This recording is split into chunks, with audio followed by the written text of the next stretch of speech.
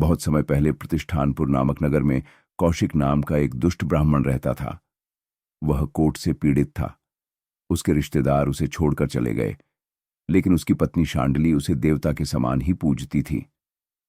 कौशिक बड़ा ही क्रोधी स्वभाव का था।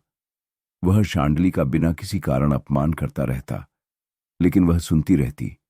दिन भर अटारी में बैठकर आने ने जाने वाली स्त्रियों को बुरी नजर से ताकता था।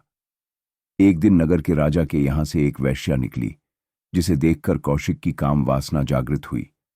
उसने अपनी पत्नी शांडली से कहा, कुछ देर पहले मैंने यहां एक सुंदर वेश्या को जाते देखा था। क्या तुम मुझे उसके पास ले चलोगी? पति के मुख से दूसरी स्त्री, वह भी वेश्या के पास जाने की बात सुनकर भी शांडली को क्रोध नहीं आया, बल्कि वह पहले उस वेश्या के घर गई और वेश्या के सामने अपने पति की इच्छा व्यक्त की। वेश्या ने उसे बहुत सारे धन और उसके पति के साथ आधी रात को आने के लिए कहा। यह सुनकर शांडली अपने घर लौट आई।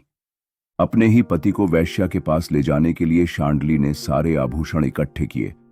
जब रात हुई तो शांडली जी ने अपने कोढ़ से घर्षण पति को कंधे पर उठाया और चल पड़ी।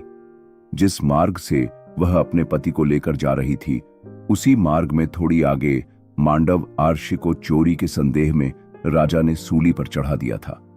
हालांकि मांडव आर्षि के पास भक्ति की इतनी ताकत थी कि वह चाहे तो अपनी मंत्र शक्ति से सजा से बच सकते थे, परंतु जब वो एक छोटे बच्चे थे तो चींटियों को कांटे चुभौना करते थे। अब उन्हें यह सजा उसी के फलस्वरूप मिली है। यह वे भली भांति जानते थे, तो अपने कर्मों को काटने के लिए वे सूली की सजा भुगत रहे थे।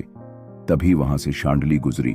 काफी अंधेरा होने के कारण उनके पति का पैर सूली से लग गया, जिससे सूली हिलने लगी और अर्षि को असहनीय पीड़ा हुई। पीड़ा से छटपटाते अर्षि ने शाप दिया, जिसने भी इस सूली को हिलाया है, सूर्य उदय होने से पहले उसकी मृत्यु हो जाए। शांडली अर्षि का शाप सुनकर कांप उठी और उनसे आग्रह किया, महाराज, अंधेरा ज्यादा होने के कारण अनजाने में मेरे पति का पैर सूली से लग गया। कृपया अपना शाप वापस ले लें। तब गुस्से में आर्षि मांडव को ललकार हुए शांडी ने कहा, हे ऋषिवर, या तो आप अपना दिया श्राप वापस ले लें, अन्यथा कल सूर्योदय नहीं होगा।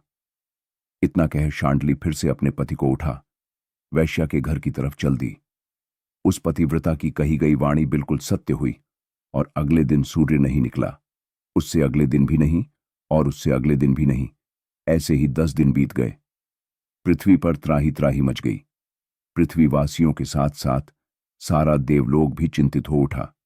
ऐसे तो पृथ्वी की गति रुक जाएगी, ऋतुएं रुक जाएंगी, पृथ्वी का सर्वनाश हो जाएगा। तब उनकी चिंता देख ब्रह्मा जी बोले, शांडली की पतिव्रता का तेज ही ऐसा है कि सूर्योदय नहीं होगा, पर इसका एक रास्ता है।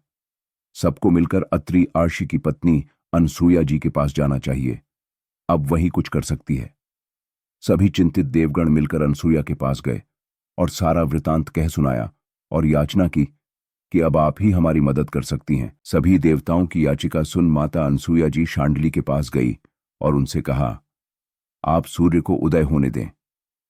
मैं वचन देती हूं कि अपनी पतिव्रता शक्ति से तुम्हारे पति को फिर से जिंदा और बिल्कुल स्वस्थ कर दूंगी।